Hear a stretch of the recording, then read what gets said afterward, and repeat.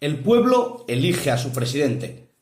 Con la foto de Erdogan. Esta es la portada de Haberturk, uno de los diarios de mayor tirada. Ayer, el presidente turco Erdogan, como sabéis, logró la reelección como presidente bajo un nuevo sistema, eso sí, y a partir de los próximos 5 años gobernará. Obtuvo el 52,5% de los votos, una victoria desde luego incontestable.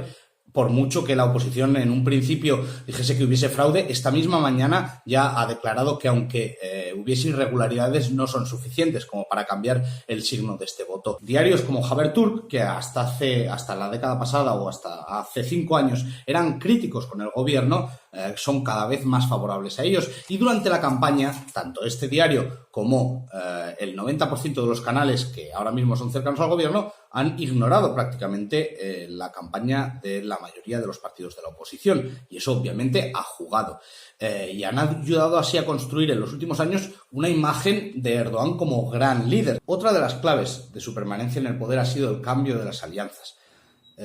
Hace una década Erdogan estaba aliado, digamos, pues con los sectores más liberales, y se apoyaba mucho en la Unión Europea, en su proceso de adhesión.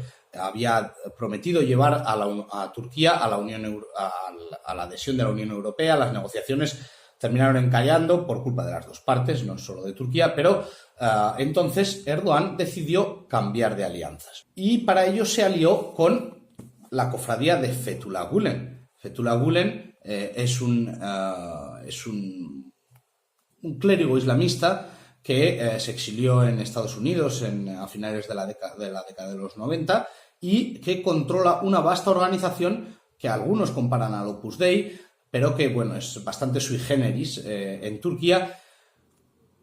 Digamos que teológicamente, es muy conservadora, pero en lo económico es muy partidaria del neoliberalismo económico, y a sus adeptos los ha ido infiltrando durante las últimas décadas en Turquía en la administración. Entonces, eso le permitía a Erdogan utilizar a estos altos funcionarios gulenistas para sustituir a la élite laica que antaño gobernaba la burocracia. ¿Qué pasó? Que ambos rompieron, porque se trata de dos, personajes con una sed de poder bastante amplia. Cuando habían acabado con sus enemigos comunes, digamos esta élite laica, el ejército, ambos se empezaron a enfrentar. Entonces Erdogan, en torno a 2012, pactó con los kurdos.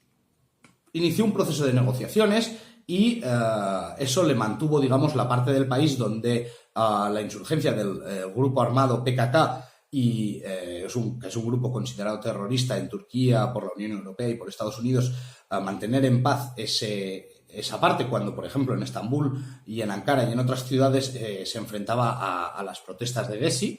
Erdogan, como negociaba un proceso de paz con los kurdos, esas partes se mantuvieron en paz, con lo cual pudo reprimir la protesta aquí sin tener que desviar otros recursos a luchar contra el PKK. Y de hecho las negociaciones casi llegan a buen puerto hasta 2015. Pero allá en 2015, que hubo elecciones parlamentarias, tanto en junio, cuando perdió la mayoría absoluta su partido, como en noviembre, cuando la recuperó, allí se dio cuenta Erdogan de que pactar con los kurdos le salía caro desde el punto de vista del nacionalismo turco. Es decir, perdía votos en Anatolia que iban hacia partidos más nacionalistas que no querían, que defendían una política de cero concesiones a la minoría kurda, que es la minoría más grande de Turquía. Cuando ocurrió el golpe de Estado de 2016, que se acusa de él a la cofradía gulenista, que ahora es el principal enemigo de Erdogan dio un vuelco a sus políticas. Decretó a los gulenistas un movimiento terrorista y pasó a aliarse con la ultraderecha nacionalista, el MHP, que es una de las claves más importantes de las elecciones que tuvieron lugar ayer. Si vemos el reparto parlamentario, podemos ver que el partido de Erdogan consiguió un 42%. Esos son 10 puntos menos de lo que logró Erdogan en las elecciones presidenciales. El secreto está en este 11%. Este 11% lo logró el Partido de Acción Nacionalista, o MHP por sus siglas en turco. Y ahora estos son indispensables para Erdogan.